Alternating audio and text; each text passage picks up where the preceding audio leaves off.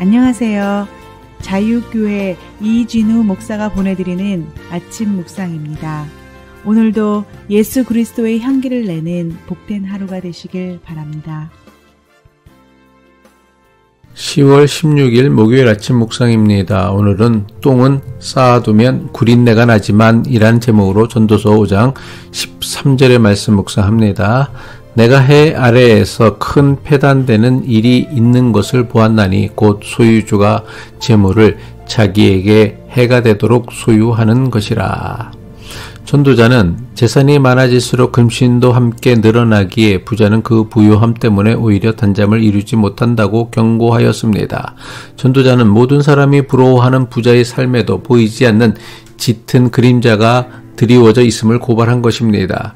그런데 전도자는 거기서 한 걸음 더 나아가 해 아래에서 벌어지는 큰 패단, 즉 재물이 그 주인에게 돌이킬 수 없는 해악이 되는 것을 경고합니다. 전도서 5장 13절이죠. 내가 해 아래에서 큰 패단되는 일이 있는 것을 보았나니 곧 소유주가 재물을 자기에게 해가 되도록 소유하는 것이라. 전도자는 단호한 어조로 해 아래에서 큰 패단이 되는 일을 보았다고 증언합니다. 여기서 패단이라고 번역된 히브리어는 단순히 나쁜 일 정도가 아닙니다. 사람을 알아눕게 만드는 고통스러운 악, 역겨운 질병과 같은 재앙을 의미합니다. 세상 모든 사람이 추구하는 부와 재물이 어떻게 그 주인에게 끔찍한 질병과 재앙이 될 수 있다는 말입니까? 이것이야말로 우리가 사는 세상의 가장 큰 모순이요 비극입니다.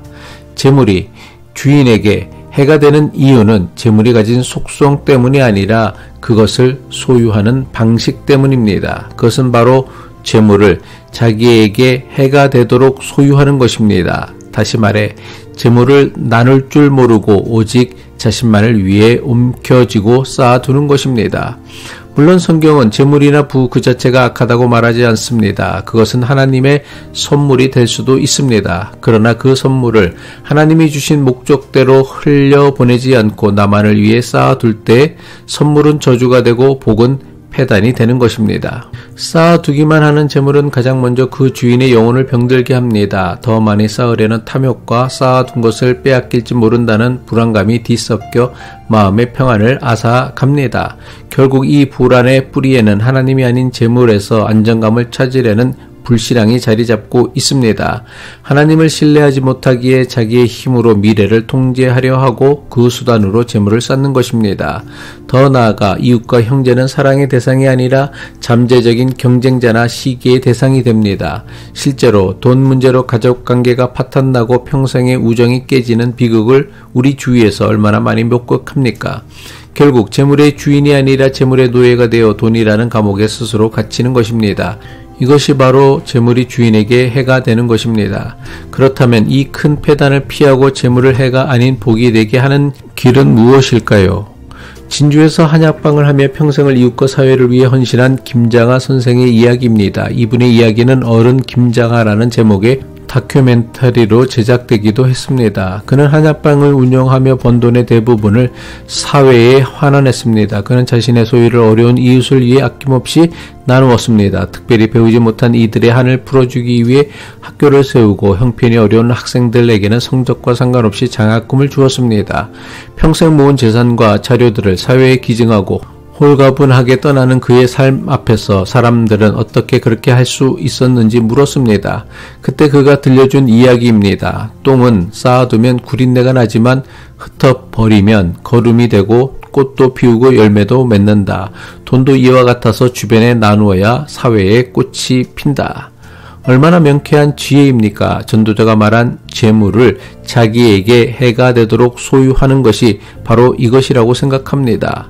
똥을 한 곳에 계속 쌓아두면 어떻게 됩니까? 쌓아둔 똥에서 악취가 나고 파리가 꼬이고 구더기가 생길 것입니다. 마찬가지로 움켜진 재물은 그 주인의 삶의 탐욕과 불안이라는 악취를 풍기게 하고 시기와 다툼이라는 벌레를 들끓게 합니다. 이것이 바로 전도자가 본 재물의 가장 큰 패단입니다. 재물은 주인을 해치고 가족을 해치고 공동체를 병들게 합니다. 하지만 김장하 선생은 흩어버리는 지혜를 알았습니다. 그는 돈을 흩어 거름으로 만들었습니다. 그의 나눔은 가난한 학생들에게 배움의 꽃을 피웠고 우리 사회에 아름다운 열매를 맺게 했습니다. 그는 돈을 사랑의 대상이 아니라 사용의 대상으로 여겼고 자기의 재물을 내 것이 아니라 사회에 돌려주어야 할 것으로 생각했습니다. 쌓아두면 악취가 되지만 흩어지면 생명의 거름이 되는 것, 이것이 바로 재물의 역설이자 우리가 배워야 할 재물에 대한 전도자의 지혜입니다. 이것은 쌓아둘 줄만 알았지 나눌 줄 몰랐던 어리석은 부자를 향한 예수님의 경고이기도 합니다. 누가복음 12장 21절이죠. 자기를 위하여 재물을 쌓아두고 하나님께 대하여 부유하지 못한 자가 이와 같으니라. 예수님은 나만을 위해 창고를 늘리는 어리석은 부자가 아니라 하나님과 이웃을 향해 기꺼이 창고를 여는 지혜로운 청지기가 되라고 우리를 부르십니다. 오늘 주님은 우리 각자의 삶을 돌아보게 하십니다. 나는 지금 재물을 쌓아두어 악취를 풍기는 삶을 살고 있습니까? 아니면 흩어서 거름이 되게 하는 삶을 살고 있습니까? 우리의 시간, 재능, 재물을 나만을 위해 움켜쥐고 있지는 않습니까? 예수를 그리스도로 고백하는 우리는 쌓아두는 자가 아니라 흩어 뿌리는 자가 되어야 합니다. 우리의 작은 나눔이 누군가의 삶의 꽃을 피우는 거름이 되고 우리 공동체를 더욱 향기롭게 하는 생명의 씨앗이 될 수 있습니다. 바라기는 하나님께서 맡겨주신 재물이 우리를 해치는 재앙이 아니라 우리를 통해 세상을 살리는 축복의 도구가 되기를 축복합니다. 기도하겠습니다.